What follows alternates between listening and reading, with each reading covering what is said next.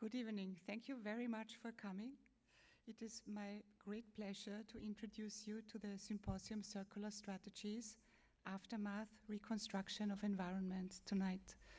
And as a first point in the schedule, I would like to ask Petra Schaper Rinkel, the Rector of the Angewandte, to the stage for her welcome address.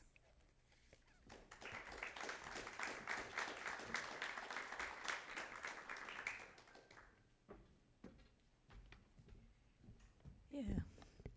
Good evening, dear conference participants, dear colleagues, dear guests.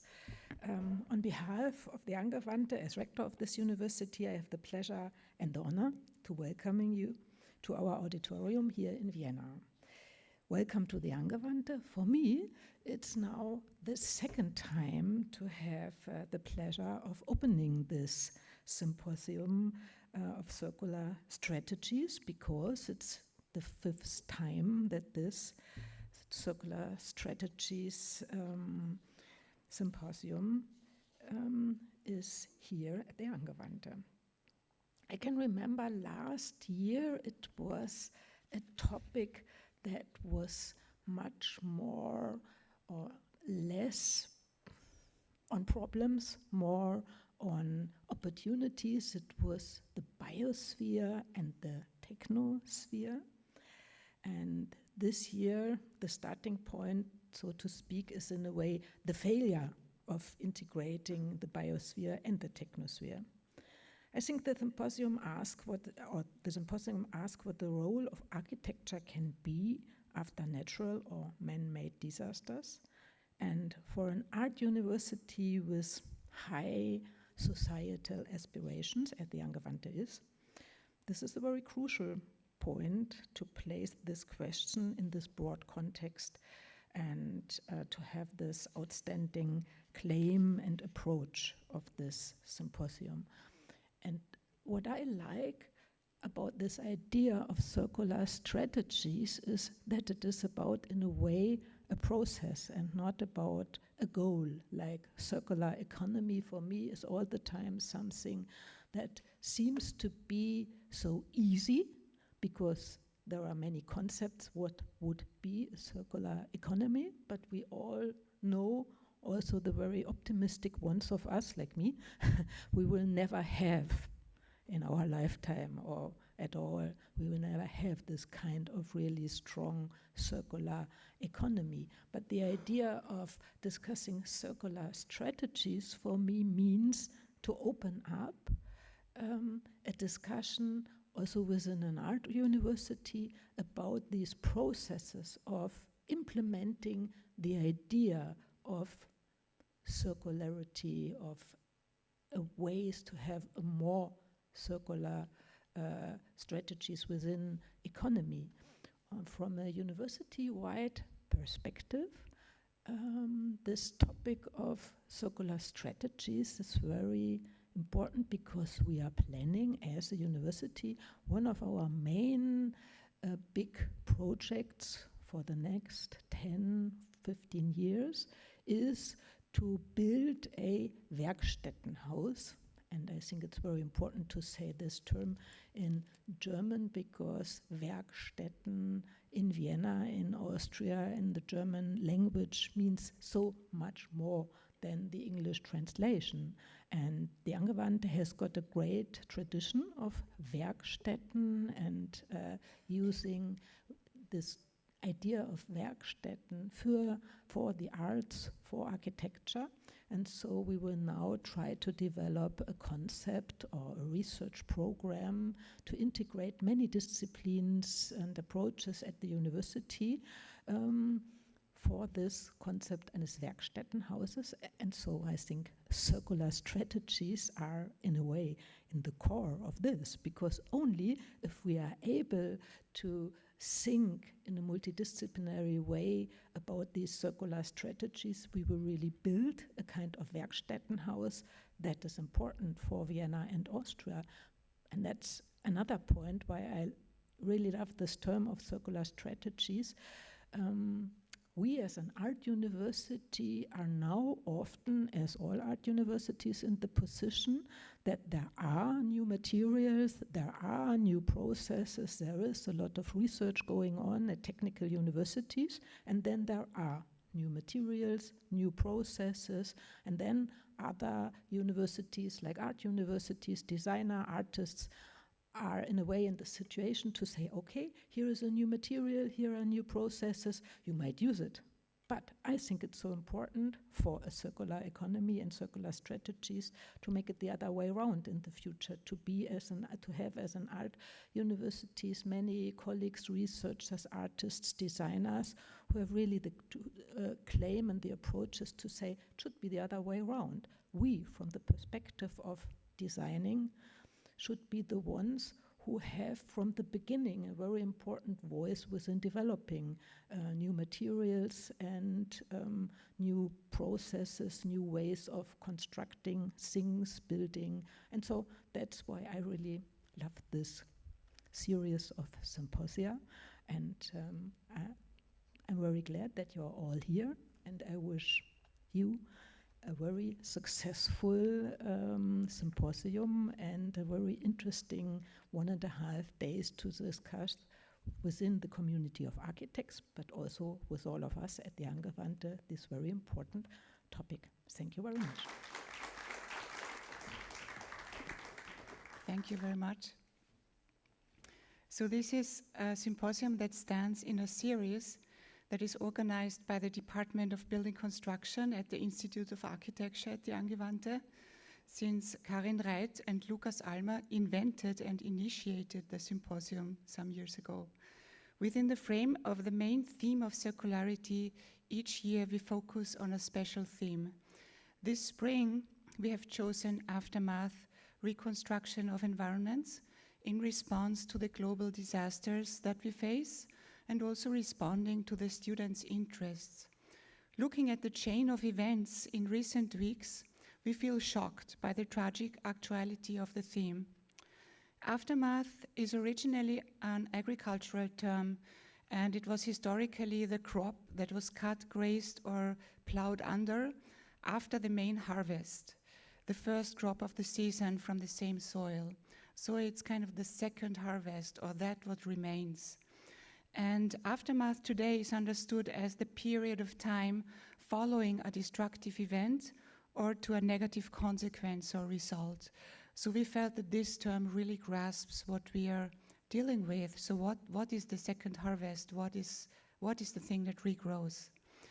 And as we find ourselves confronted with wars in neighboring countries, planetary migration crisis, massive biodiversity loss at an unprecedented scale, and the disruption of climate rhythms, we need to reassess our role as architects and designers. This symposium intends to deliver multiple and a multidisciplinary perspective on reconstruction at different scales, to showcase different scenarios and spark discussion. We hope that the learnings from the event will help us to navigate uncertainty and envision livable futures on the planet. The symposium is structured along the timeline from immediate emergency response over temporary and permanent reconstruction to large-scale planning and materials and strategies research. We start tonight with a keynote lecture by Cesal to pave the way for tomorrow's sessions that are followed by panel discussions. Before I introduce our keynote speaker, Eric, I would like to introduce you to the team behind the organization of the event. Camille Breuil was curating and tirelessly organizing the symposium in every detail. Camille, where are you?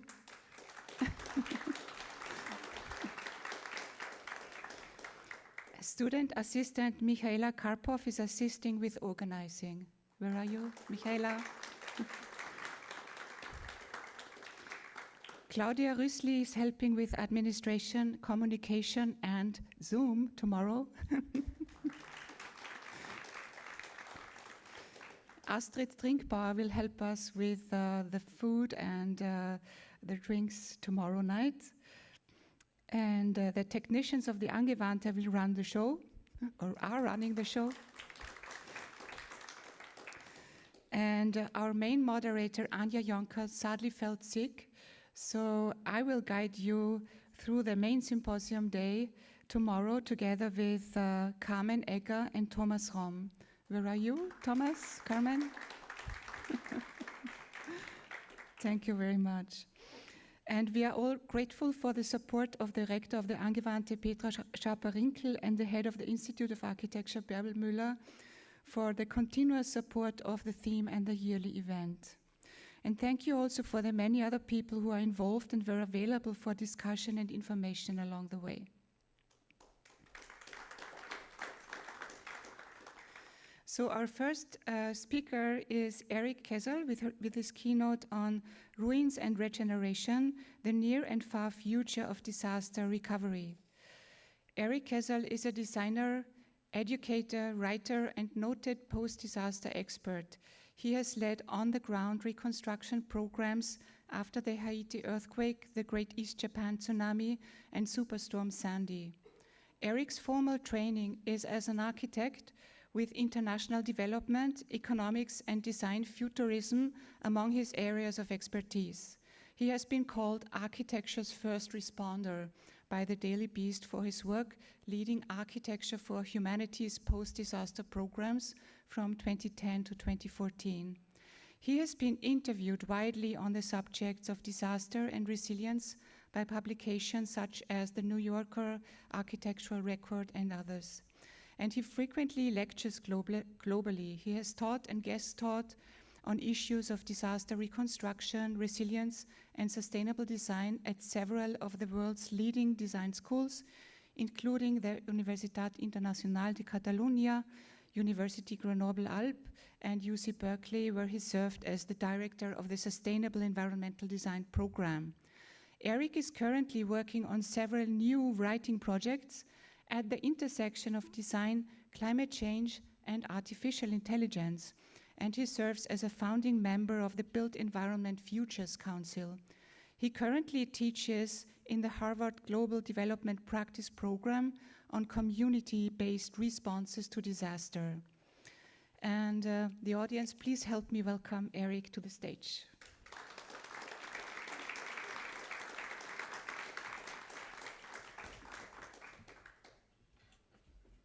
My name is Eric. I'm a disaster guy, I guess, and a teacher, although several other things as well. I've had a fairly eclectic career, which I'll walk everyone through. I was very pleased to get this invitation for several reasons, not just the subject matter, but perhaps the tone of the conference. I'm aware that Austria in particular has been through some severe, unprecedented disasters recently, and one of the things that I try and do in my work, as insane as it sounds, is put a positive spin on disaster. As you'll see throughout the course of the presentation, I don't think disasters are necessarily something to be feared. I mean, they are if you're in a disaster zone, but they're also a catalyst for better forms of civilization that goes back thousands and thousands of years. So, hopefully by the time we conclude, we will understand that. Let me set up a timer so I don't go nuts. There it is. All right. So when I first got this invitation, I thought a little bit about circular design because, yeah, I used to direct the sustainable design program at Berkeley. But honestly, what first came to mind was one of the best, worst examples of circularity that I've ever seen, which was in Cité Soleil in Haiti. I'm not sure if anybody worked that disaster. I was there for about 2.5 years. And there was kind of a running idea, a perverse joke, that the city of Cité Soleil, or the slum of Cité Soleil, was the most resilient in Port-au-Prince because it recovered the fastest. For most of Port-au-Prince, the recovery is still ongoing in certain respects, but in Cité Soleil, which is a large slum at the kind of water's edge of the city, things got back to normal pretty quickly because all the houses looked like this. And when they were knocked over by an earthquake, it was simple enough to kind of pick them up. And if we think about the standard design cycle that goes from preparation, response, recovery, mitigation, this is the cycle that's shared by FEMA and the UN agencies and all these things. Cité Soleil didn't really have to go through those. There was clearly no preparation because there was no warning or resources to do so. There was no mitigation because it's one of the poorest neighborhoods on the planet, so no resources to do that. No response, because at least in the very earliest terms, it was ignored by international agencies. Cité Soleil has a lot of security problems. It was once branded by the UN as the most dangerous neighborhood on the planet. So a lot of these international agencies that came in weren't in a rush to go to Cité Soleil. So they had to just do recovery, and they did. And as strange as it sounds, like that's always been my ideal for disaster recovery, that a community could recover without external agencies involved as rapidly as possible and get their lives back to normal. That's wishful thinking, though.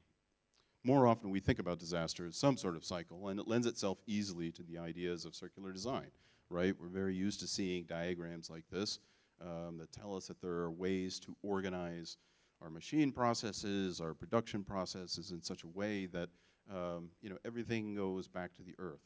I don't think that's possible either. I think there's going to be some net material energy loss in any human activity, but it's worth thinking about. It's a platform for how we think about disaster. And in considering this invitation and thinking about my own feelings towards circular design, there was another commonality, which is what I teach now is disaster as a kind of helix, but we need a few steps before we get there. Like Petra said, I was once named architecture's first responder, a title I was proud of at the time, but am uncomfortable with now, because I'm not sure how much architects should be responding to disaster. I think they should spend about 90% of their time preventing disaster, and then maybe about 10% responding to it.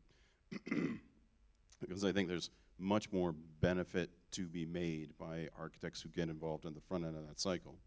I'm going to forego a very lengthy introduction, but briefly, this is me.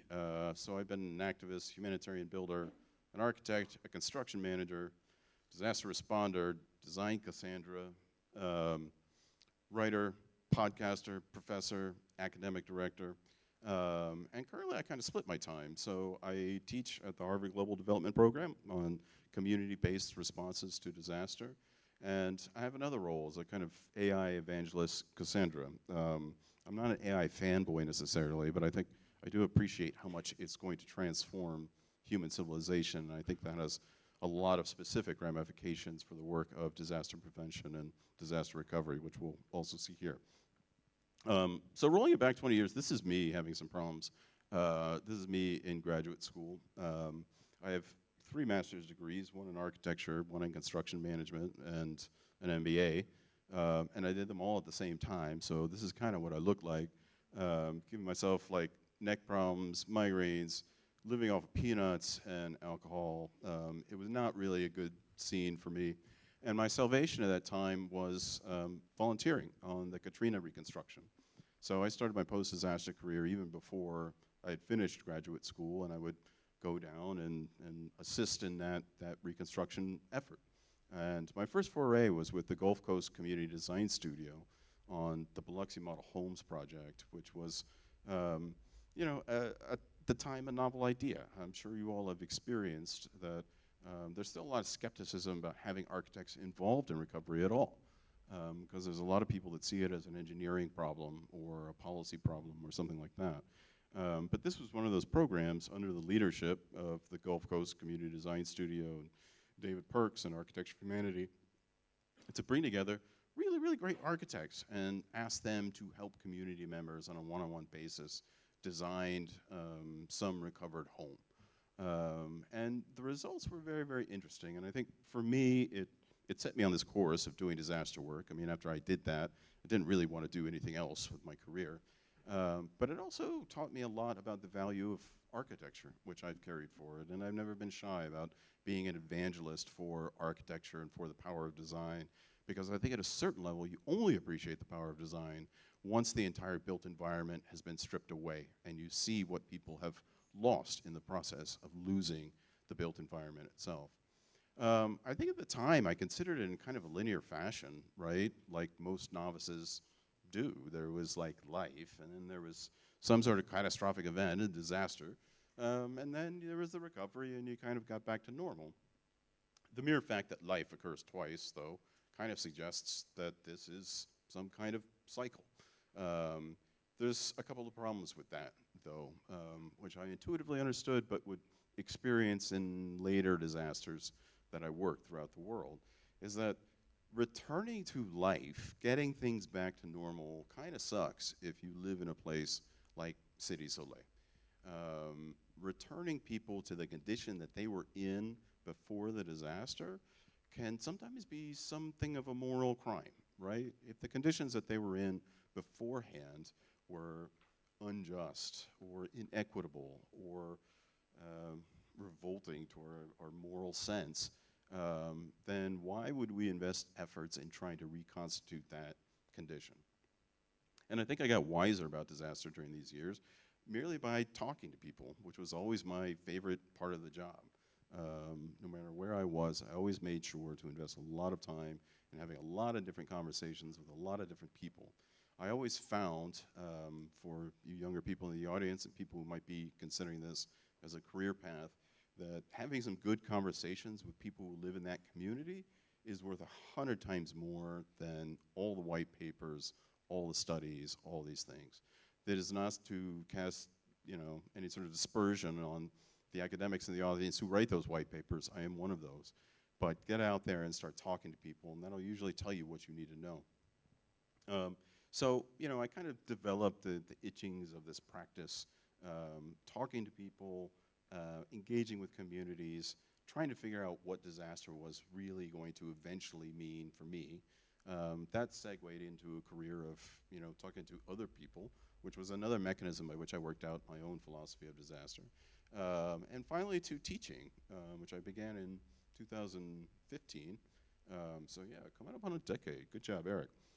First at Washington University in St. Louis, and then at Berkeley, and now currently at Harvard. I think the combination of this academic approach, the research, the talking to people, this sort of thing, yields an insight into any particular disaster condition. I think learning the histories of the place, especially from the people that live there, gives you an idea about what actually caused that disaster. That really can't be imitated in any other process in my experience. So as a quick example, the lower Ninth Ward, the common complaint was that it was below sea level, surrounded by water. So, why would anybody live there? If you understand the history of it, it makes a lot more sense. So it's got Jackson Barracks on one side and the Industrial Canal on another. But it wasn't always so. They originally built Jackson Barracks to defend against pirates, which makes a lot of sense because it was built in 1870 and piracy was still kind of a problem. This idea of like pirates coming up the Mississippi and attacking New Orleans, that's where you want your army base. So they built this big wall on the eastern side of the lower Ninth Ward, or what would become the lower Ninth Ward, because there weren't really a lot of people there yet. The wall came later. The wall came in the 60s, but the Industrial Canal actually came in the 1920s, which was a pretty straightforward idea. So you had this Mississippi River, and then you had all these goods and services coming, and they had to go all the way over to here to catch the Mississippi in order to get out to the Gulf. So they said, well, what if we just made a canal? And that will shorten the trip to the Mississippi, and that way the entire lake is, port space and railway space and this sort of thing. At the time, it was seen as a good thing because it provided a lot of jobs for anybody who lived in the lower Ninth Ward, and they were dock worker jobs, which at the time were actually really high-paying jobs. So a community began to develop, a lower Ninth Ward community that was self-sustaining. It was relatively prosperous, even at the time of Katrina. Lower Ninth Ward had the highest concentration of African-American home ownership of any ward in New Orleans. So it was a successful community until the advent of containerization eliminated a lot of dock worker jobs and really changed the nature of shipping itself. Next, they built the Gulf Coast Waterway, which was another good thought. It was, let's connect all these cities along the Gulf Coast so they could just kind of ship things from Texas to Alabama and this sort of thing. But that still wasn't fast enough, so they built Mr. Go, which was a canal that basically turned this strip into this strip. again, great for everybody, right? Because it sped up shipping. It allowed goods from all over the United States to get out of the Gulf and into international markets, because you could start in the middle of New Orleans and basically just go straight out to the Gulf of Mexico. The problem is water can also come straight into New Orleans, which is what happened during Katrina. This convoluted route really became very short, direct route, a bullet into the heart of New Orleans, to terrifying and dramatic effect. Now, this may be seeming like kind of a verbose explanation. It's nothing compared to what I make my students do. So in my classes, we do very complex diagrams about what actually causes disaster, to free ourselves from the really reductivist, convenient explanations about, oh, if this, then that. You all know there's a tendency to oversimplify disaster, the causes of it, and if you oversimplify the causes, then you've oversimplified the solutions more often than not. I was really happy to see some of Camille's projects out in the hallway, because they have diagrams as well. This is an essential component to practice, and it helps you avoid things like this. Brad Pitt's Make It Right project famously recruited 10 of the most famous architects in the world to design homes for people in the lower Ninth Ward. They're being sued. I don't think Brad is being sued, but the organization is being sued. And they came up with projects like this Pink House project, which I think was for fundraising, and different iterations on the homes that were there. But I think if they had done the analysis, they would have realized that the shotgun house, the houses that were there, were perfectly adapted. They were perfectly adapted to the climate, to the people that live there, to the economy, this sort of thing. The only thing that didn't work about them is that they were below sea level. But they weren't built at a time when the lower Ninth Ward was below sea level, and that was a major concern. So this sort of historical thinking, I'll call it, really forms the foundation of my practice and my pedagogy. I didn't think all of this at that time. It really took the Great Recession and a different kind of disaster to codify it for me. I finished graduate school in December 2008, which is right when the world was collapsing. And I started looking into data that analyzed the uptake in unemployment claims for architects. And this one study from The Nation had architects dead last out of like 300 something professions. And this struck me as a disaster onto the profession. And I don't think it was held that way at the time. It was, yeah, it's a recession, and recessions are hard on architects. But this is what it is. And if you want to be an architect, this is how it is. And for some reason, I did not accept that. That didn't feel like the case. I felt like architects should be valuable and valued. And the expertise of architects was necessary, especially in crisis situations. So why would it follow that, socially architects are regarded with less value than flower arrangers or bankers or that sort of thing?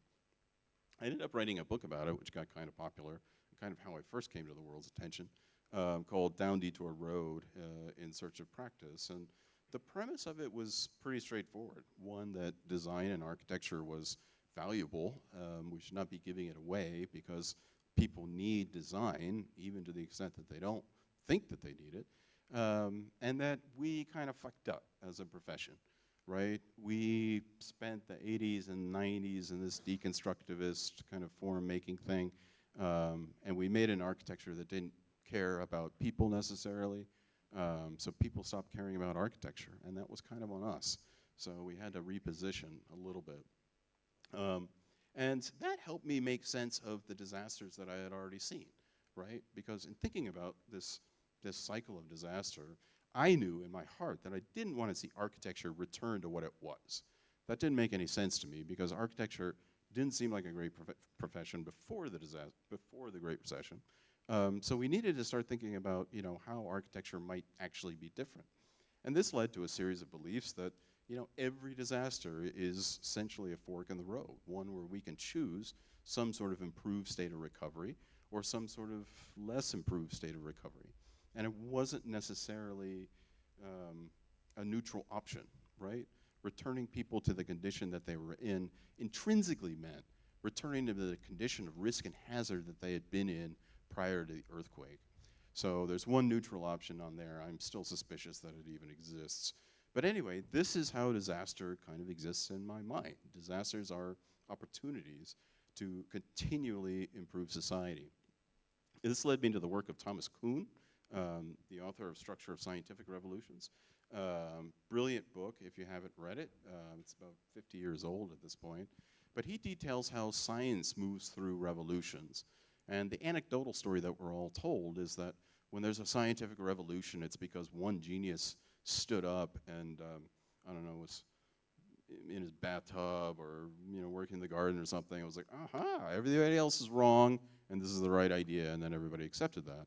And Kuhn demonstrated that that's not really the case, that scientific revolutions move in cycles, very predictable, very reliable cycles, and they start off with normal science into model drift, model crisis, model revolution, and then finally a paradigm change. If you've ever used that word, Kuhn was the one who popularized the word paradigm, by the way. And these all have characters. So normal science is the status quo, and then there's the growth of anomalies, what Kuhn called anomalies, which are basically things that the model can't explain. They're experimental results that come up, and they're not explained by the model, and initially people think, oh, well, it's a laboratory error, there's some dirt on the microscope, or whatever it is. That leads to a process of infighting, and then finally the model revolution, where the model is overturned, and people are like, hey, this doesn't work for us anymore. The field goes through a paradigm change where everything is codified, they rewrite the textbooks and stuff, and then you kind of get back to normal science. And this process is continual over the centuries as one scientific regime moves over into another scientific regime.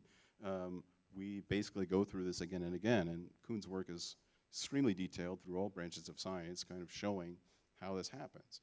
It's evocative of political cycles as well, like Marx's cycle of revolution and the Tytler cycle, which I think actually happened or is happening in contrast to Marx. But basically, any people's kind of starting off with trying to free themselves from bondage, fighting for freedom, and then evolving into selfishness and apathy and self-absorption, and finally collapse.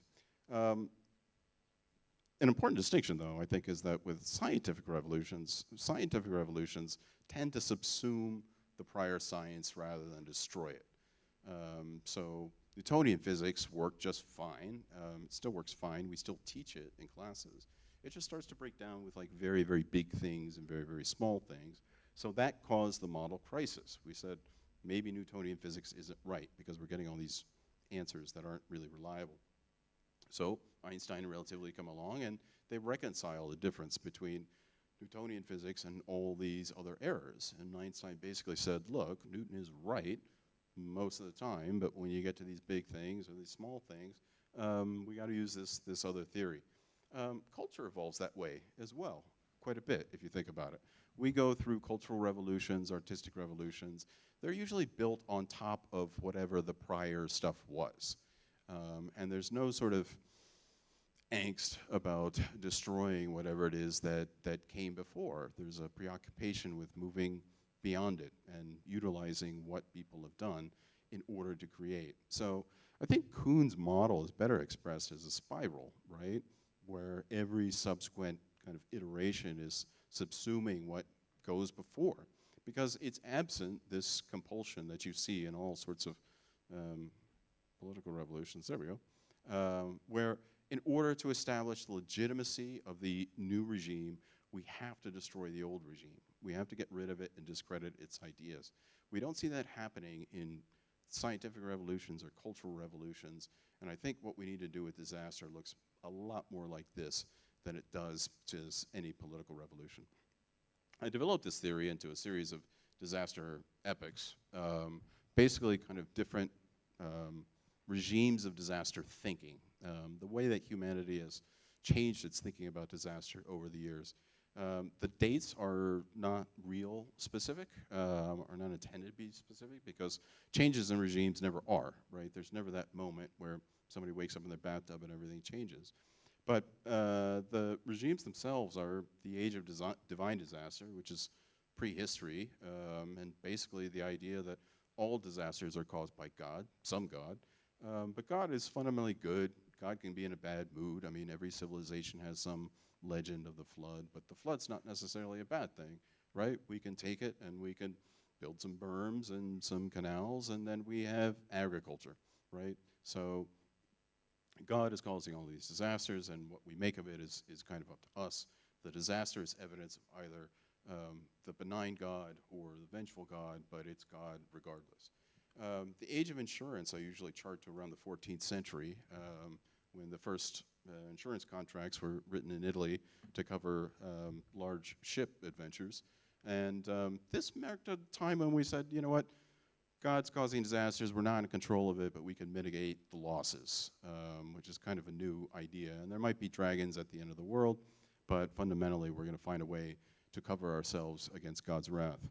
The age of disaster enlightenment, I think, coincided with the actual Enlightenment, perhaps caused the Enlightenment, or maybe the Enlightenment caused this, but I mark that as the Lisbon earthquake of 1755, which was one of the first broad-scale examples where, you know, people in positions of authority came together and said, hey, maybe it's not God that's causing all this stuff. Maybe there's things that we can do to actually prevent this from happening the next time.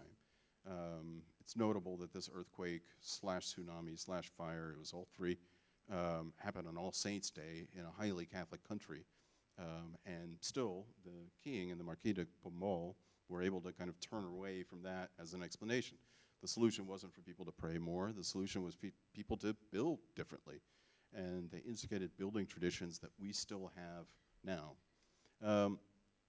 Like I said, enlightenment. The age of the disaster political, I usually chart to the San Francisco earthquake in 1906. That earthquake ignited a fire, which also destroyed the city, and ignited a debate, which lasted for 30 years, about what had destroyed the city. Was it earthquake or was it fire? Now, the people that said earthquake wanted us to do more to prepare for earthquakes, and the people who said fire basically wanted everybody to think that it was the fire that destroyed the city, because fires were understandable and known.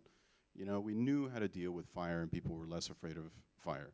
And they were interested in attracting development to the city, so there was this idea that if everybody thought that it was going to be earthquakes, that people wouldn't move there and businesses wouldn't set up there. So we had to believe that it was fire. It was a politicization of disaster itself and the causes of disaster.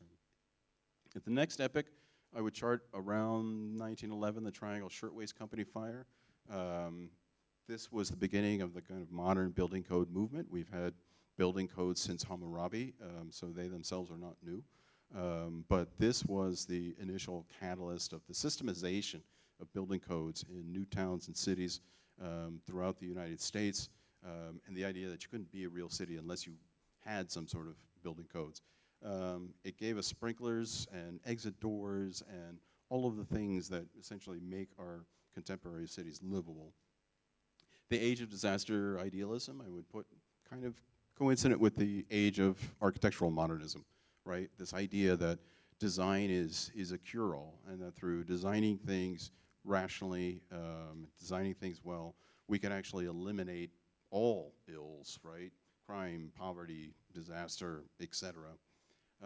And that brings us to our current age, which I don't know what to call, but I think our current age started in 2023 when big insurance companies actually migrated out of California. I'll explain a little bit more about that in a minute. All of these ages have relationships to one another. There's not like necessarily like specific dates where one ends another, but these represent very distinct ideas about how we think about disaster.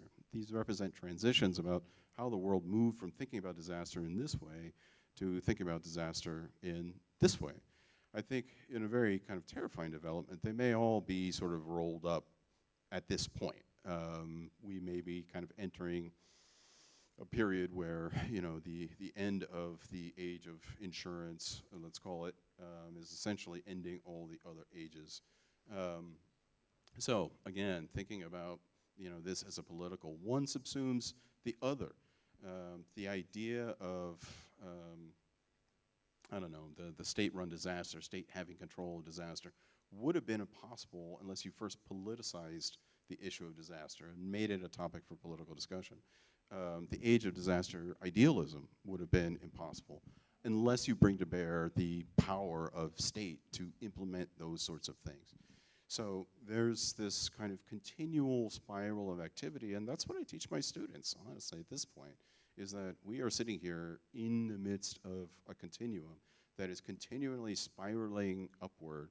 It's subsuming previous ideas, doesn't need to destroy them or disregard them, but we are part of a process that has continually improved society for the last like 8,000 years. And yes, disasters are tragic, they're horrible. I don't mean to minimize the, there we go, minimize the consequences of it. But I try very, very hard to convince my students, and by extension to convince you all, that disaster is something that is a necessary catalyst towards a more productive civilization. Now, where are we exactly? I think we've already seen the anomalies in the kind of previous models. Anomaly one, I thought about in 2015. I ensconced myself in a small village in the Himalayas with the idea that I was going to figure out what caused disaster. I was still pretty young and ambitious. Anyway, I was up there and came across something that I still haven't quite figured out. It's a riddle. Why, if everything is getting better, and everything is getting better, by the way, life expectancy is getting better, the connectivity of the world population is getting better, global poverty is getting lower, Dow Jones Industrial Average is going up continually, everything's getting better, but disasters are getting worse. What explains that? It suggests, it follows, like if you didn't know better, you would say that a society that is richer, wealthier, more connected, more resourced, more technologically advanced ought to be better about preventing disasters, and yet we're not. Disasters continue to climb, both in their frequency and their costs. Now, the only thing I found that actually tracks with this is inequality. And it tracks to a disturbing degree, not only its general trends, but also because of these kind of like localized points. There seems to be a lot of coherence between this. Now you can nitpick this and you can kind of break down the data a little bit. This is actually the insured losses of all these disasters, that disaster graph. So maybe what it tells you is that as people have gotten wealthier, they buy more and more insurance to protect the stuff that they have. Yeah, maybe that's true. It's kind of harder to explain why this correlates with the annual frequency of North Atlantic tropical storms. And if you line up that graph on top of these, you see the same correlations along with specific peaks. This relationship between climate event disasters, climate-related losses, inequality, I think there's something there that the old model doesn't really explain, and that makes it an anomaly. Anomaly two, not to put too fine a point on it, but we're just bad at this. And I've been studying this for a while. This is actually a graphic from my graduate school thesis, which isn't to suggest what a impressive student I was, but more like how long I've actually been like thinking about this problem. And the anomaly that bothered me back then was that all of the examples that we were being shown of, this is humanitarian architecture, this is post-disaster architecture, this is successful, these are the architects you should emulate. Whenever we would go and sort of dig into like their histories, that kind of seemed that they didn't really go anywhere. They never got past prototype stage, or they went condo, or they were destroyed or abandoned or something like that. And in architectural books and architectural press, there was usually a lot less explanations, a lot fewer explanations about why that actually was. So we, meaning architects, have been working on this a long time, right? And we have the competitions, and we come up with the shelters, and there's all sorts of, innovative ideas, and concrete, and paper, and everything else. I wonder sometimes whether we've gotten past this. This is the earthquake shelter that was developed in San Francisco in 1906. There's still a couple of them on display in Fort Mason in San Francisco, so if you ever visit the Bay Area and you want to check them out, you can. They're just made of wood. They're very simple. They were discontinued as a kind of a standard practice, standard protocol, because of concerns of fire. You have neighborhoods, essentially have hundreds and hundreds of these things, and they're all made of wood. Like you could see a fire breaking out, getting pretty bad pretty quickly. This is the most recent disaster shelter that's a collaboration between IKEA and UNHCR. It debuted to much fanfare, and comes in a flat pack box. It has been IKEA-ized, if that's a verb. I can make that a verb. Wins the Design of the Year award, not from Fortune, but from some other magazine. If you follow this stuff, like you probably saw this whole saga. And then was eventually decommissioned and left unused over fire fears. So the anomaly in my mind is, if disaster is so important and we're such good architects, why haven't we solved this? Why haven't we successfully found any sort of disaster shelter model that works? And why are we facing the same problems over 100 years later? The same typology, just a slightly different material. So I would argue we're actually in model crisis, in the sense that like our old model of disaster recovery hasn't really worked, or it's not working now. Maybe it has worked, but we're past that point. The first crisis is the crisis, which is the climate crisis, which I don't need to explain or go through, I don't think. But I think the crisis behind that crisis is really the insurance crisis. And I know insurance is really, really boring, and we don't really like to talk or think about it too much. But I think there's significant reasons that structurally, the insurance crisis is really indicative of a model crisis, and perhaps the end of a disaster epic and the beginning of a new one. In 2023, State Farm and Allstate, two of our biggest insurers, withdrew from the California insurance market, saying that they could no longer calculate or anticipate risks associated with wildfires, so they would not be issuing any new policies to anybody who is buying a new home in California. I'm not talking about this just because I live in California, but California, if it were a country, would be the world's 5th largest economy. It's an enormous place, geographically and economically. It's an important place for those reasons, and we're having an increasing problem with wildfires. We now have a fire season where large chunks of the state burn up, and I can offer some explanations for that. But anyway, the insurance companies aren't dumb. They realize that that's not a risk that they can model or anticipate, especially over a 30-year mortgage. So they said, hey, we're not doing this anymore. So if the number of people needing fire insurance is increasing, and by the way, this works for any industry that's trying to insure something that is getting progressively worse in ways we can't predict or control. Premiums will start to go up because they need more money to cover that enhanced risk. The number of people able to afford those premiums goes down, which isn't necessarily like the worst thing in the world, because revenues can still go up because you have fewer people actually buying policies, but they're paying a lot more for them. And there's a lot of rich people in California, so we've been able to keep this up for a while. The problem is, if the underlying risk, meaning fires, is getting worse and worse in ways we can't predict or control, then at some point the costs are going to leap ahead of the revenues, and that's the point at which the private insurance markets just drop out, right? There's no incentive for them to kind of continue doing that, and they will leave unapologetically and suddenly. And at that point, the public costs or the private costs of the individual just balloon. We have become a planet of insurance. I think there's like 6 companies in the world that own all of the risk, essentially, because we insure things and we reinsure things and we reinsure those things. And that allows us to do a lot of very, very risky behavior that we would not undertake if those policies did not exist. We are going to find within our lifetimes that insurance model is going to collapse, and all of a sudden a lot of the things that we have taken for granted that we do, that we'd like to do, that we would like to do, are no longer tolerable because we're carrying the risk ourselves. So crisis number 2 is inequality itself. And this should seem a little obvious, so I'll go through it. If you imagine a city and it's got some kind of distribution of wealth, the kind of upper echelons here don't, does it have a laser? No, yeah, they got a laser. Whatever the disaster is, maybe they need a little help, but probably not a lot of help. And then at the lower end, people need emergency assistance, and then, there's the lowest quintile needs total assistance. At a more unequally distributed city, the same quintiles exist, you just have many more people kind of down here at the bottom that need all of these things.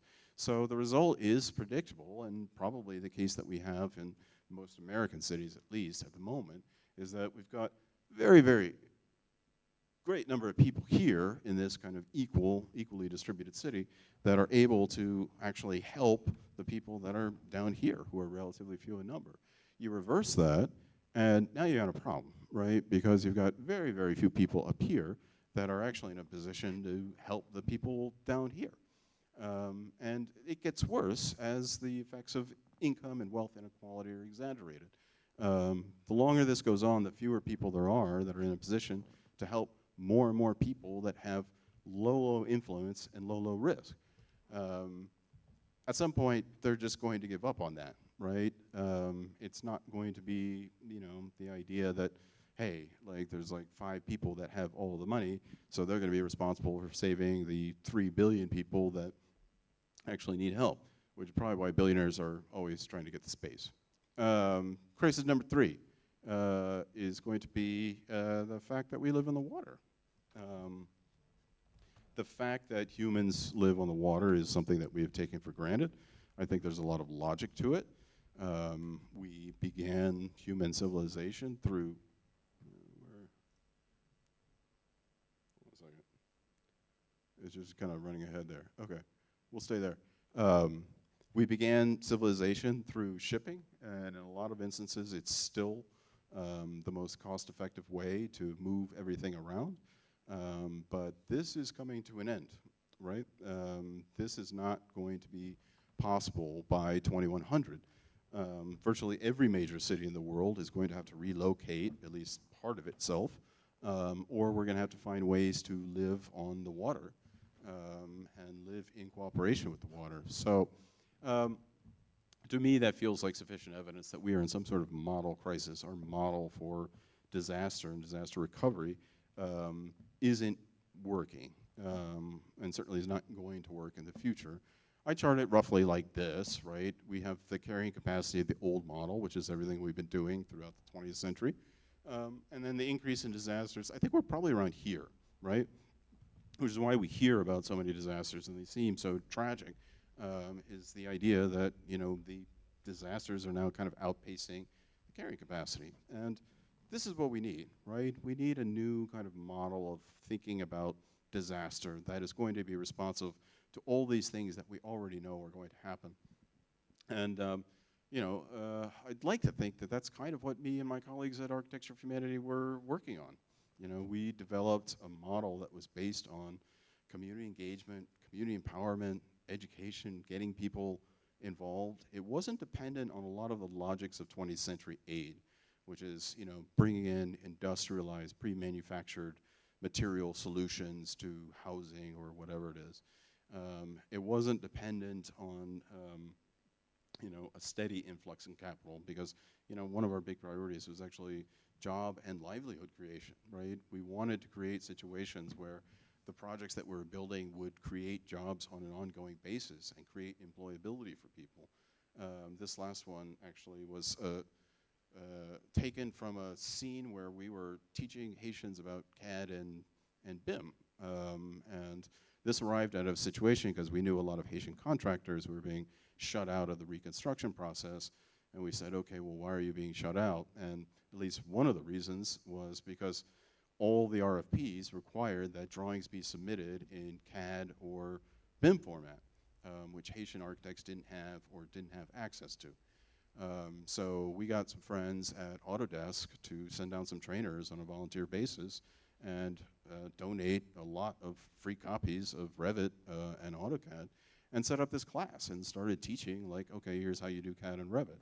And in a disaster situation, teaching disaster survivors software may seem like a reach, but it made perfect sense in the context, right? It was about empowerment. It was about creating economic opportunities and jobs and things like that. The entire model actually was built around various forms of education because at the end of the day, every community, every country on earth essentially self-builds, right? People have the resources to create locally whatever it is their needs, and people have been doing that for 10,000 years.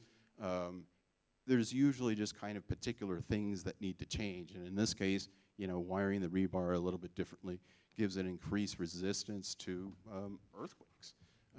So this is the program that we built, and whatever comes in the future, I hope it's on that foundation, the idea that the new model of recovery has to be grounded in community and economic productivity and this sort of thing, and not finding the cheapest, fastest solution to housing or whatever it is. All right, so now the exciting part. We're in the new science. So what does that look like? The near future, I'm afraid to report, is not good. I think it's going to involve a lot of dislocation. Some of this has already started. A lot of you probably know Jakarta is already making plans to move. Looks like it's going to be disastrous, but what do I know? I know that relocation is inevitable. When I showed that slide earlier of all the world's cities and this sort of thing, it's not whistling Dixie. There's very little that we can do to prevent that. We are talking about the migration of millions and millions of people in cities in the global south, in first world cities.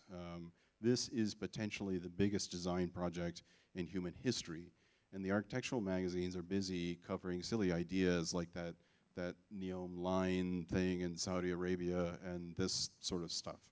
I think that we collectively as a community, meaning architects, but also everybody else, really need to start making the case that cities need to be redesigned or moved, and that we should be at the center of that process.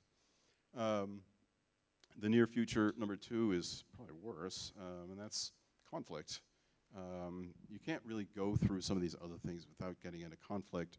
There's some theory that the Syrian civil war was the world's first climate change war. Not sure whether you believe that, but even if you don't, we're going to have climate change wars anyway. This diagram, prepared by another one of my students, Madison Lindsay, tried to map all the causes of the Syrian civil war and how they kind of came together in terms of agricultural policy and tribal histories and things like that. Kind of most disturbing, she found that it was cyclical. Like, it would just kind of keep on repeating until we altered a lot of our kind of patterns of habitation and our patterns of agricultural distribution and production and that sort of thing. Doesn't look great, but the far future is very exciting. And by far future, it could be like 2 years, I think. Anyway, what's happening in the far future? In the far future, I think that we should just design disaster out of existence. And I tell people that, and they think I'm joking or exaggerating, and I'm not. We have done it before.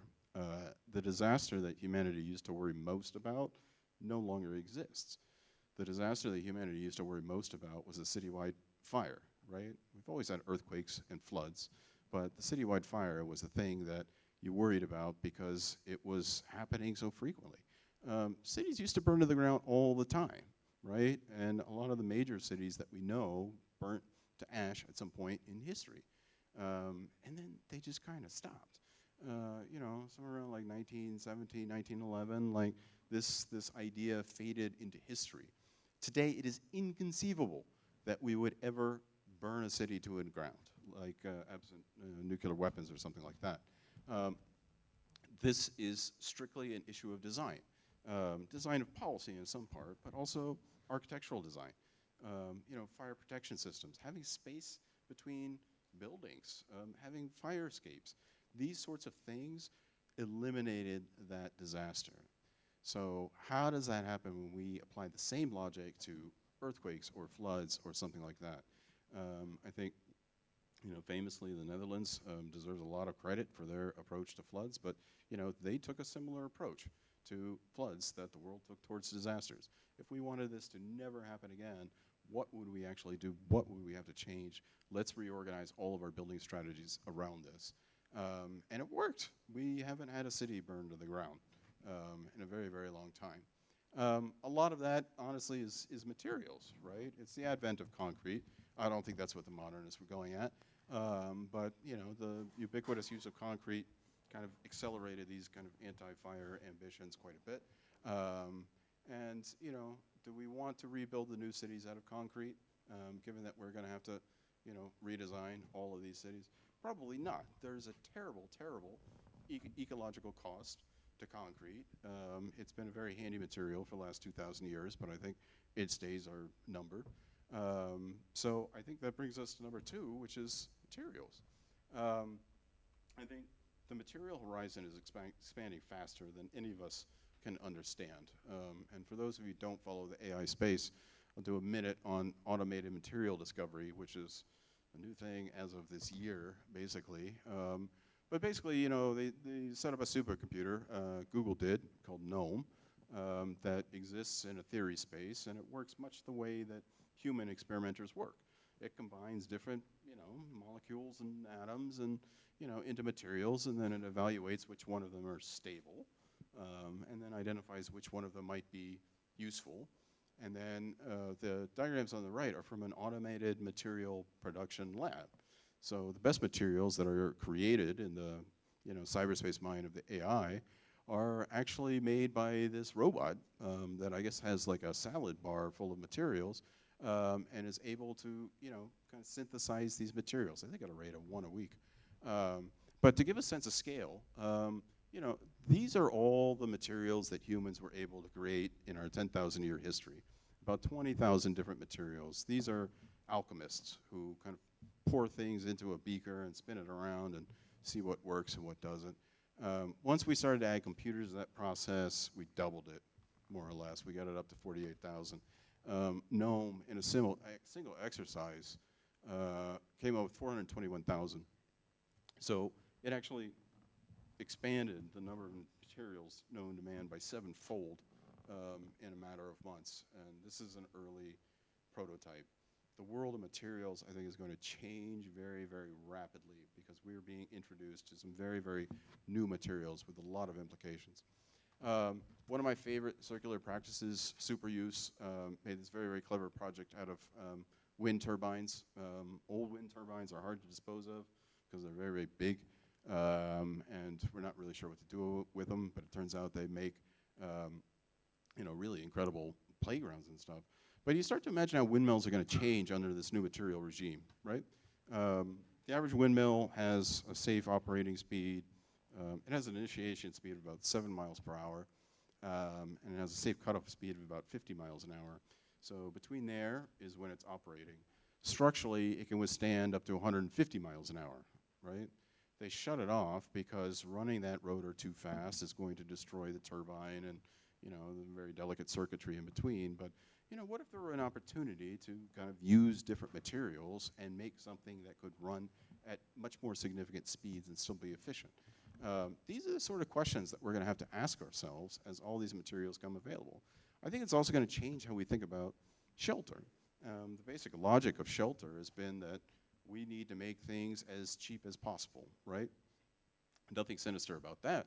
It just means that, you know, the cheaper per unit cost of the shelter itself, the more people we can save. And like, we want to save a lot of people. So legitimately, we keep trying these solutions that are essentially, you know, what is the cheapest, most efficient, most containerized solution that we can develop for this issue of disaster housing and whatnot. Shigeru Ban, one of the best known examples, Basurama less so, but I think a lot of the really creative design and Repair Cafe, same sort of thing. A lot of the really amazing design achievements in this field over the last 50 years have been, you know, basically what do we do with our trash? You know, what do we do with the things that, you know, we don't really need anymore? What if we could reconceive that so that trash just occurs less often, right? We make machines that don't break down. We make machines that can serve multiple purposes, that sort of thing. The other thing would be democracy and the democratization of architectural expertise. I think one of the problems that I have always observed in my field work is just the fact that there aren't enough architects out there. This is data for the UK Commonwealth. This is the number of licensed architects per country, and this is the rate of urbanization. And you can see, you know, in the global south, you know, very few architects, very high rate of urbanization. I think AI, various kind of new form technologies have the ability to cure that, not through fancy robots, but maybe through things like this. Whoops. We skipped over a video here. let's see if we can play this. This is a project out of Princeton University that uses virtual reality and three-dimensional mapping to match three-dimensional designs onto reality using cell phones. So students, anybody, can actually look through their cell phone and see a wireframe diagram of how the building is actually supposed to go together. So this group of graduate students was able to build a very, very complex vault. I think you have to be a master mason to even think about building a vault like that, but they're able to put it together kind of using this technology. And I can foresee instances where that knowledge is democratized, and rather than having one savior architect go into a community and say, hey, I'm bringing all the knowledge with me, that's distributed through phones, through tablets, this sort of thing. We're able to spread that architectural knowledge to places that people can use it. I am going to close with one of my favorite disaster recovery stories, because I think it brings together a lot of these points, and takes us back to the past, honestly, to Galveston, Texas, which was a small town that was in the late 19th century rushing to catch up with other cities. At that time in American history, there was a big competition about who was going to get the railroad and which cities were going to grow and which cities weren't. So they put together what they call the Deep Water Committee, which was a committee of 8, I think, that would decide, where the shipping channels were going to be and the berms were going to be. And they had already had a few hurricanes, so they were concerned about that. But they wanted to be the railroad destination of Texas. So they put together this committee, and then in 1900, they had a storm that was so powerful that even to this day it's referred to as the storm. It blew through Galveston, destroyed essentially every building. I believe 1 in 8 city residents was killed by the storm. Absolutely devastating by any standard. And they went through some soul searching. This is one of the supposedly hurricane-proof buildings that ended up trapping people underwater. So as the city flooded, they drowned in their hurricane-proof buildings. But they had to go through a process. They had to rise from the ruins. So they investigated, and they found out that the Deep Water Committee was exposed. They were all crooks. It was all basically the robber barons of the town. And between them, they owned all the local banks, most of the capital, most of the real estate. And when you're that rich, you want an accountant that doesn't actually know how to do accounting, because that usually works out better for you. So that person didn't know what they were doing. The people got together, and they appealed to the state to change the town's charter. They had a revolution, at least at a local level, and entirely replaced their local government to a committee of mayor and 4 commissioners, I think 3 of which were engineers, and said, look, we want to be run by competent administrators and engineers and figure out some sort of solution. That's when the solution actually happened. That's when the recovery happened. They built a new seawall that was 3 miles long. Keeping in mind this is around 1903, 1904, so pretty ambitious project for that time. They raised the entire city up to 16 feet, which is an enormous amount of fill, enormous kind of engineering project. And as a side effect, the toilets finally worked. So they never intended that, but it was one of those things where once they raised the city up, they got the appropriate angle and the drainage, and the toilets would work appropriately for the first time in the city's history. So they got rid of the shit, politically and literally. And that was the recovery. And Galveston has been hit by hurricanes since, and it's undertaken some damage, especially with Hurricane Ike and stuff like that. But it's still a city. It's still functioning as a place. People still live there. It's still loved. This is the sort of disaster cycle that I would envision for all disasters, I think. Something where the disaster happens and then a bunch of people sit down and they say, look, we've got a choice between that high road and that low road. What we don't want is to go back to whatever we were, right? Because that was the thing that, in a way, caused the disaster in the first place. So let's think about what that means. Maybe it means a political revolution. Maybe it means using an entirely different material palette for what we're doing. Maybe it means, changing this policy or whatever. And then begin the recovery, then begin to rebuild whatever it was that was lost. So this is my operating model at the moment. I think we still have about 10 minutes for questions. I'd like to thank you all for the invite. It's been a hoot so far, but we'll see what kind of questions I get. Oh, by the way, that QR code is just to a bio and about me if anybody needs that.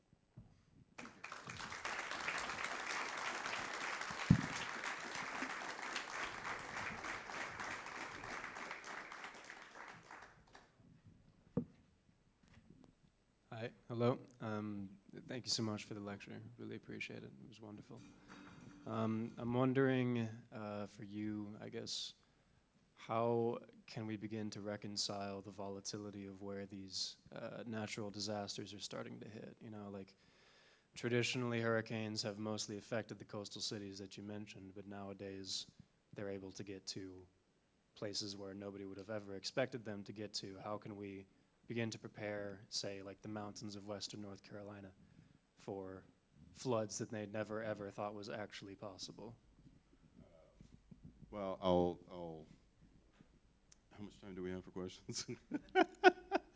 Because I could run an hour on that. A couple things. I give a lecture sometimes about the difference between civil engineers and structural engineers. You an architect? Yeah. Okay. And it's kind of tongue-in-cheek, but basically, civil engineers and structural engineers operate very, very differently. So civil engineers go through a mathematical process when they're calculating floods, right? And it's based on a field of mathematics called extreme value theory and Weibull distributions and things like that. They're progressing now, but a lot of the flood infrastructure exists from when they did that. And it basically uses some pretty complex mathematics to take historical flood data and say, based on this historical flood data, this is the largest possible flood that could happen within this time frame, 50 years or 100 years. And then, they add a foot to that, and that becomes the height of the levee or the flood control measure. Structural engineers are usually much more cavalier, right? They'll do all the calculations on the loading and everything like that, and then they'll just be like, all right, let's double it. Or triple it, and that's the safety factor, right? And the first thing I learned as an architect is don't question the structural engineer, because nobody wants to be standing tall in front of a grand jury facing 100 counts of manslaughter because the structural engineer said, build it this way, and you were like, yeah, why don't we trim it down by like 25% or something like that, right? I think we need to develop more of a structural engineer mentality towards disasters and think, what is the worst possible thing we can imagine, and shoot for that, right? And be a little less smart and a little bit more wise. So there's a lot of ancient structures out there that still exist 2,000 years later, right? A lot of Roman architecture and this sort of thing. Why? It's not because they had better tools for calculating, load distributions. It's not because they had better mathematics. These buildings were made before most of our branches of mathematics were discovered, right? They were made because people didn't have the data, they didn't have the calculations, and they said, look, let's just make it this big because that kind of feels safe. So how do you anticipate the unanticipated? I think it's twofold. One is to bring in imagination, right? Think about hey, what could actually go wrong, and plan around that. And that's hard because we've become a very technocratic society, right? And a very insurance-driven society. And you can imagine a civil engineer doing some levee project somewhere and being like, yeah, I think the levee needs to be 12 feet, but why don't we go ahead and double it?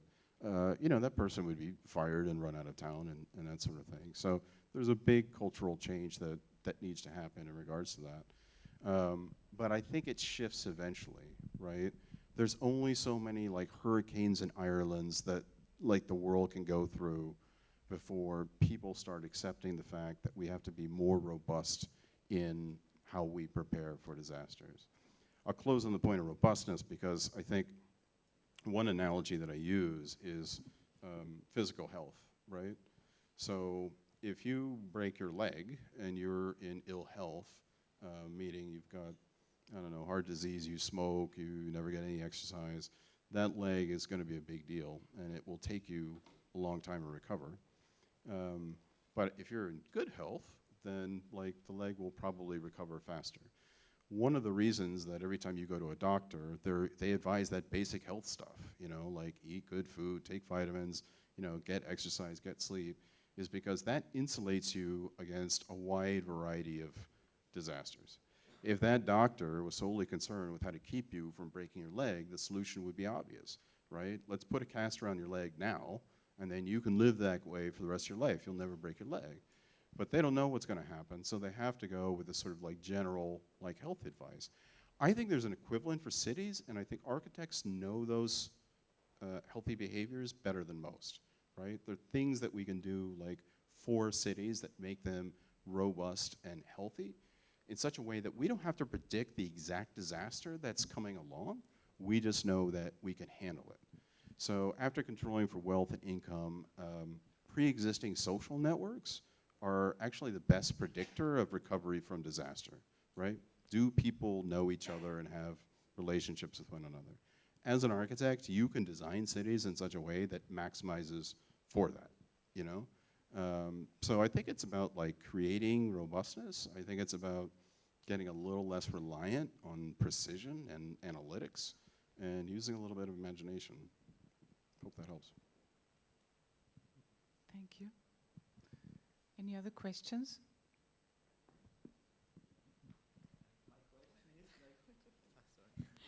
Okay.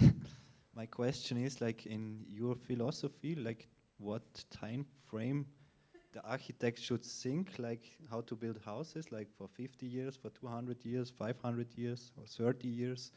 Like, because we need to adapt so fast to this climate change that, I don't know, like, what materials we will use that will degenerate or will be lasting for thousands of years, or, like, what is your view on that? That's a great question. I have a couple of friends who work on interesting projects in that regard. One is involved in designing vinter storage? Vaults for storing wine.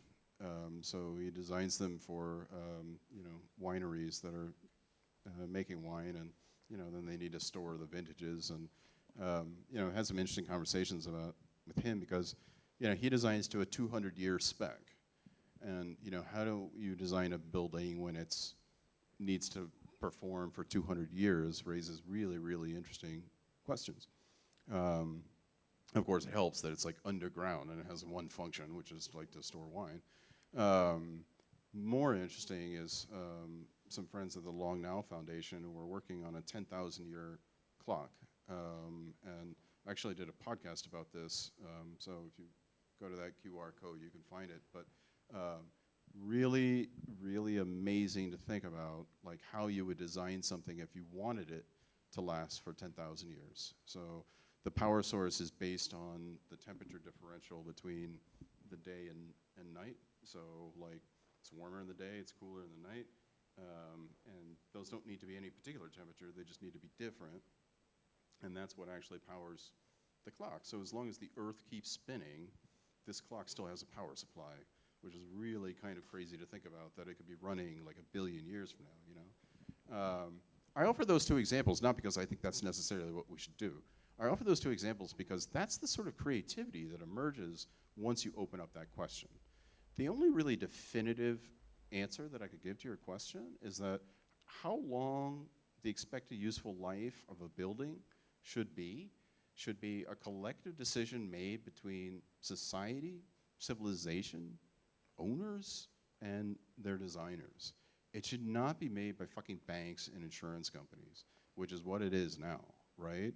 The bank gives out a 30-year mortgage, so the insurance company insures the house for 30 years, so all the material suppliers and the contractors design the building so it'll last for 30 years and then fall apart the day after like the warranty expires, right? This is a really kind of terrible situation. I'm not sure that it's possible to anticipate how we're going to use a particular house or a particular building 100 years from now. But I think collectively we could probably figure it out. I think collectively if we sat around and said, look, every new hospital that we're going to put in our city, we want it to last 100 years, and let's get together some doctors and some futurists and think about what medical technology may actually look like, and how can we create a design in a building that will accommodate all future lives of this building. I think that's the way we should do it. It's a challenging and exciting design exercise, and the only concrete thing that I would put forward is, let's not let the insurance companies design it. Apologies to any insurance people in the room. Another question in the back, I believe. Hey there. I Hey, have a man. question what your opinion is about the defense industry. So if we look into the past, the defense industry brought us like all our technology, I would guess. And I think that the defense industry developed already like the biggest weapon that you can develop. So it's just one big bomb that could destroy everything, theoretically. So and how far do you think that it makes sense to still invest so much money in the defense industry? Oh man, these are really good questions. Challenging questions. Because I recently read the number, the worldwide investment into defense industry was, I guess, 2,000 billion euros, which is such a big number. If you put it down per head on the world, it's like 250 euros Yeah. per head since January. Well, and it's the majority of it is United States. So, my country spends, I think, more on defense than all the other industrialized countries put together. And it's a contentious political issue in the United States. I think it persists because defense is good business and it's big business, and as long as it is, like, people will continue to make it. I said that it was a complex question because it is an undeniable historical reality that a lot of the technologies that run the modern world have arrived out of military projects, including, the internet, and the microwave and the cell phone and this sort of thing. And it's challenging to imagine a scenario where the next wave of inventions will not follow that. I mean, the reason that defense has an easy time attracting funding is because it's existential, right? Because if you want to do a project, you can go in front of the people that have the money and you could say, like, look, if you don't give me the money, then all of this is gone. That's a pretty persuasive argument. The fact that it's public also means that it's not answerable to anybody, right? So, if you work at the US Pentagon, you can spend, $10 billion on a project and have no results, and, no one sues you. Like, you don't get fired. You might even get promoted. I don't know. There's no other industry or country in the world where that happens. So I think at some level it's an important petri dish. I think the idealized future that I would think about is where we can have that level of sustained and substantial commitment to innovation that is publicly sourced, but not necessarily military intended, right? So, the internet was probably built on, $100 billion of US government investment into what was once called DARPANet. It was the idea that they wanted to make a hardened communication network that would withstand Soviet military attacks. And, they did all this research, and then a bunch of guys in Silicon Valley stood on top of that and, made the internet. Where is it said that a government couldn't do the exact same thing, but do it for social purposes and say, like, we want to have a hardened communication facility so that doctors and public health officials can communicate with one another to address pandemics or something like that. So I think the sort of massive public, sometimes crazy-ass spending that the defense provides still has to be part of the future somewhere, because you need someone in your society that can spend a lot of money with a lot of accountability and just take risks on the crazy new ideas.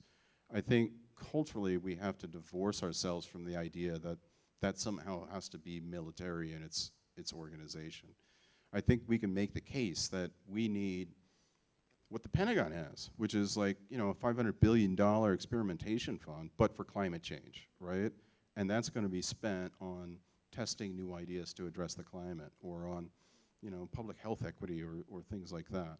How we get there, I'm not sure. Thank you. Thank you. Any other questions? Please. Thank you for the presentation. You showed some great imagery and also talked a lot about what your team over many years have been working on the ground, that community engagement projects that you've been working with. Quite curious to hear a little bit more about your co-creation, what makes that a successful project with these communities when they're trying to re-establish place and identity and much of their belongings have been ripped away. I'm trying to ask that question, what has been one of the biggest success things for you and your team? Yeah. One of the first things I teach about community engaged practice is that if you do it right, nobody's going to be happy. It is intrinsically a process where you bring together a lot of people and try to, synthesize their concerns into some kind of built form. Like all forms of cooperation, it means that not everybody gets what they want. So that's step one. I think in terms of what qualifies as a success, I look for things that are autonomous. So if a project needs an infusion of some sort of external resource with, architects or capital or media or expertise or something or anything, will the project continue to survive if you remove that? The third thing that I look for is catalyticness, if that's a word, right? So does the project then become a catalyst for future projects of the same type? Meaning, are the results replicable? I think that's a slippery slope, right? Because in architecture, the ultimate replicable project is the IKEA thing, right? And you just do like 100 of them. But if you do a school project in Haiti and you do it in a certain way that, it generates a certain amount of community buzz, a certain amount of community storytelling, are other people able to pick up, the techniques and the processes involved and actually go forward and use that again? Some of the masonry training you saw about that project in Haiti, I consider that successful even when it's divorced from a physical product that you could take a picture of and put in a magazine or something like that, because those people went on to bring their expertise into future projects that were not affiliated with Architecture of Humanity, right? And it's sort of each one teach one sort of thing. One of my favorite kind of successful examples came from an organization called Build Change, where they do earthquake recovery in the global south as well. And pretty sure this is Build Change, but at one point, they would work with local masons and everything, and they would set up the rebar cages and, kind of put the blocks around and the plaster on and do this sort of thing. And people would come around and say, hey, how do you do that? And at some point, they just start spray painting the location of the rebar on the outside of the building, right? So simple, right? It takes, 4 cents of spray paint and maybe 10 minutes, but then it becomes replicable. Then it becomes the sort of thing that somebody can come up to it and be like, oh yeah, okay, like we can do that. I have a friend, Yasmin Lari, in Pakistan, who runs a kind of school for, what would you call it? Culturally and historically grounded building in Pakistan. And, at her school, she's got a series of kind of sample walls, right? So kind of people who come can kind of like see how the wall is put together and that sort of thing. So I would look for, I guess, 3 things. One, a situation where people are all sort of maximally happy, right? If you can get everybody 90% of what they want, then that's good. 2, things that are sustainable, not capital S sustainable, but the idea that they can kind of continue running on as a project after that external support is withdrawn. And 3, things that are replicable, that people want to replicate, right? Things that people will see and say, okay, that's a great project. I'm going to go and do that thing for myself. Does that help?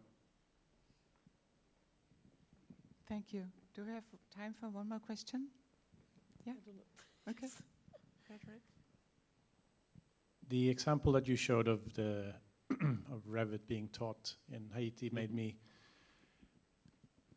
think, and a few other examples, that why on earth would we not instead fight the BIM kind of doctrine?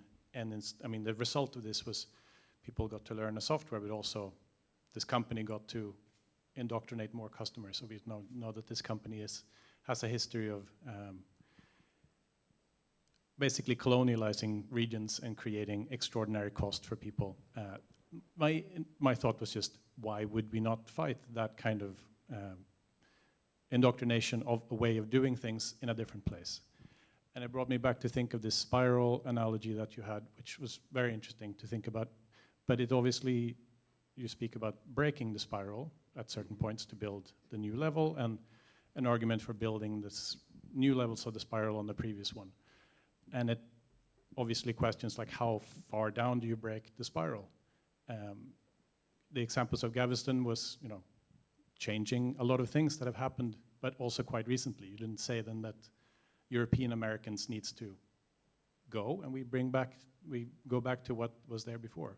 Mm-hmm. So I was wondering if, obviously, at Harvard or other places where you teach, obviously, discussions of decolonialization is constantly there, and I'm sure you interface a lot with those discussions, and I would be curious to hear something about how you view that in light of your work. So, is your question about any of those examples you raised, or about decolonization? I was just curious, like, what is your, because it didn't come up directly in your talk, indirectly in many ways. What is your experience? Have you got any direct experience with working with people that are specifically doing research on decolonializing architecture, questions of rethinking much deeper in the spiral analogy, of going back to previous?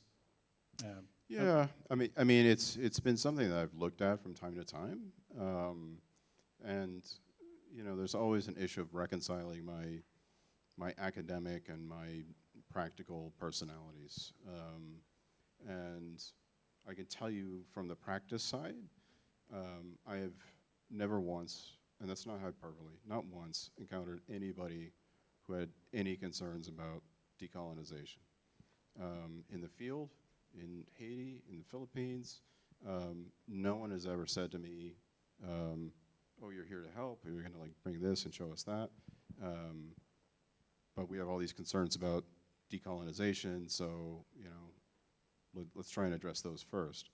I think part of that is probably my specific approach and my model, which is very deferential, and I am always very, very serious about the fact that I'm there to provide technical advising to people, and I always say, let's figure out what you want to do with this community and spend a lot of time talking about it, and I'll bring to bear whatever skills and resources I have, but I'm not here to impose anything that I want to do, or anything about my culture, whatever that is, or anything like that. Disaster colonization and design colonization is a real thing, and you're right to bring it up, because I think a lot of designers go into the field and they see it as a petri dish for, here's how I can finally do my experiments, right? Like, the tablet is clean, so I'm going to bring in my, architectural traditions or my cultural traditions or this sort of thing. I think it's very hard to do both, right? At least I always found it that. I found it hard to stand in front of somebody and say, wow, your entire community is wiped out and you lost your spouse and 2 of your kids, but here's my idea, let me talk about what's important to me. Maybe that's just me, I don't know. To the point about Galveston and things like that, I think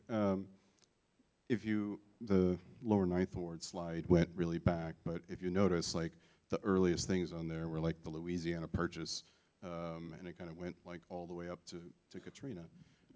I think you have to establish boundaries around what disasters you're trying to solve, right? So another lecture I give is about the effects of US agricultural policy on the Haiti earthquake, which are very severe and very literal once you come to realize them, right? So Haiti obviously has been the subject of ongoing colonization in one form or another for hundreds of years, and even after it declared independence, I mean, it was colonized multiple times by multiple countries. And a particular form of colonization began in, I think, early 1980s. There was an outbreak of swine flu in Africa, and U.S. hog manufacturers, the U.S. pork producing industry, became very, very concerned that this swine flu would come to the U.S. and wipe out their crops. So the U.S. farm lobby, got on top of the U.S. State Department, the U.S. government, and they kind of applied pressure to the Duvalier regime, which was in charge of Haiti at the time. And Baby Doc, the younger Duvalier, launched an extermination campaign. And they killed every single indigenous pig in Haiti. And Haitians had a breed of pig, it was called the Creole pig, that was very, very well adapted to the climate and to the culture, and people love their pigs and all these things. And Duvalier, Baby Doc Duvalier, killed them all, which is part of why he fell from power. Now the U.S. Decided that they would compensate the Haitians by providing American pigs, which were about 4 times the size and poorly adapted to the climate and needed all sorts of hormones and everything like that. And basically kind of went there and then died almost immediately. So it was a combination of colonization and then international aid, both of which failed. I mean, it's really kind of tragic history. They're only now starting to really regenerate the Creole pig by breeding different species together and this sort of thing. Where am I going with all this? I present this as an example to my students in class by asking them the question that you asked me, how far back do you go? Are you trying to solve the problem of Haitians having a reliable source of meat proteins, in their diet? Are you trying to solve the problem of Haitians having some sort of economic storage facility on 4 feet? That's a lot of what the pigs were, right? Because you would get a baby pig and then you would grow it, and then if you had a wedding to pay for or someone was going off to school, you could sell the pig, and it was essentially like a savings account sort of thing. Are you trying to solve that? Are you trying to solve, I don't know, the U.S. State Department's interference in Haiti in some future thing? I think these are legitimate questions to ask yourself. Is what problem are you trying to solve? For me personally, when I'm working in the field, I try and let my clients answer that question. I go to them and I say, what problem do you want me to solve? And it's usually something like, we need a new school. And it's okay, well, let's just build that school. You tell me what the school is supposed to be, and I'll see what I can do to make it happen. I think the decolonization conversation should happen and will continue to happen in venues like this. But if you're doing work, if you're in a community, I think you really ought to put what that community wants first and speak with them about what the biggest injustice and problems that they're facing. Try and solve those, not the biggest problems or injustice that you think they're facing, and try and solve for those, if that makes sense. Good question. Thank you. Lastly, I would like you to give a final statement for the students. A final statement? Yeah, what would you like to give them? What would you like to give them on Sure. the way tonight? Raise your hand if you're a student. Why are y'all sitting in the back? Raise your hand if you're undergrad. All graduate? Okay. Who is thinking they might want to get into disaster practice? Not after this lecture, right? Shit, yeah, okay. All right. If you're going to do disaster work, I would offer this as a final statement and a sort of guidepost. 1, be a human first and an architect second, okay? Every time architects fuck things up in a disaster zone, it's because they go in and they're so tied to their own ideas about being a designer, being an architect, that they think that the solution is to design something, right? And to design their thing as an architect or something like that. It takes a lot of work to sublimate one's own ego as an architect in such a situation, because in many ways that's how we're trained, right?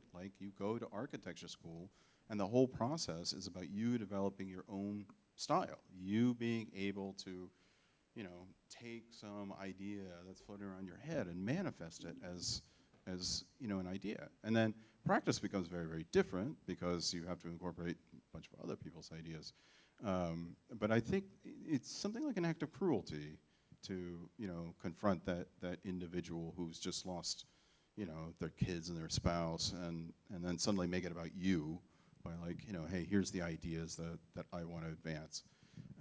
So you have to keep that humanity at the center of it. Relatedly, the solution is not always a building, and it's not always a design.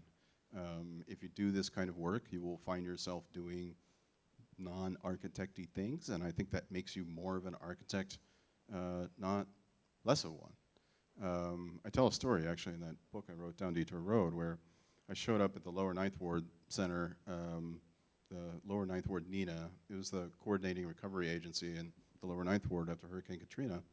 And it was housed in this building because it was like the only building that survived. And there were like 4 of us working there at the time. And at one point, they received a box, and I think AT&T or something had donated a new phone system for their office.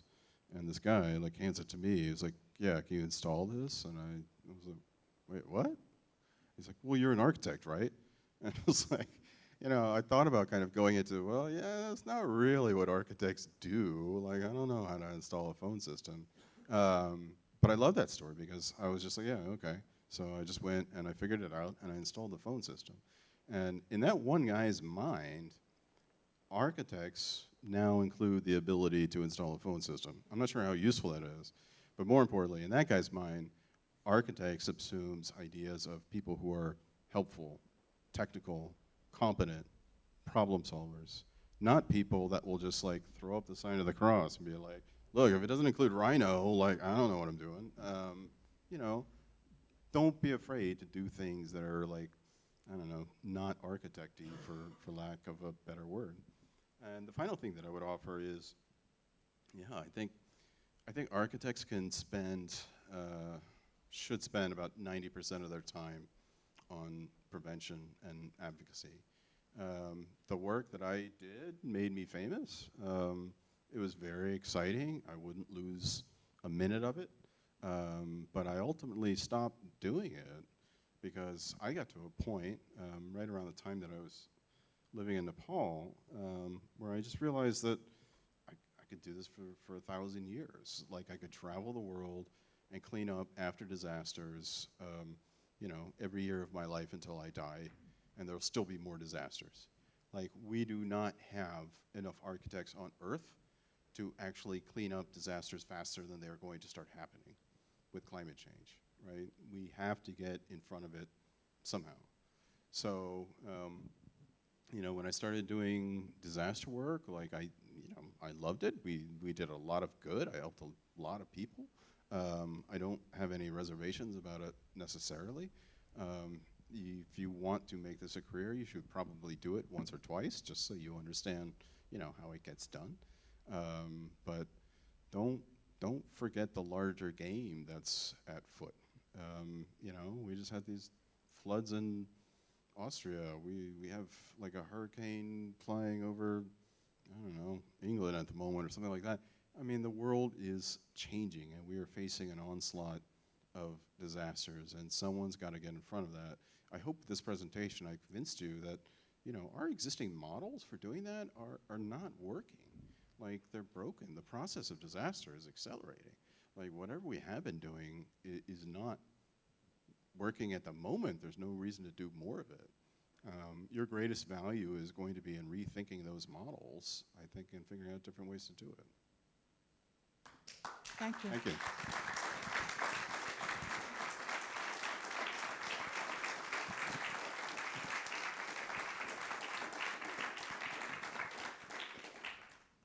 Thank you very much, Eric. Yeah, thank you very much. Thanks to the audience for all the questions and staying with us for so long.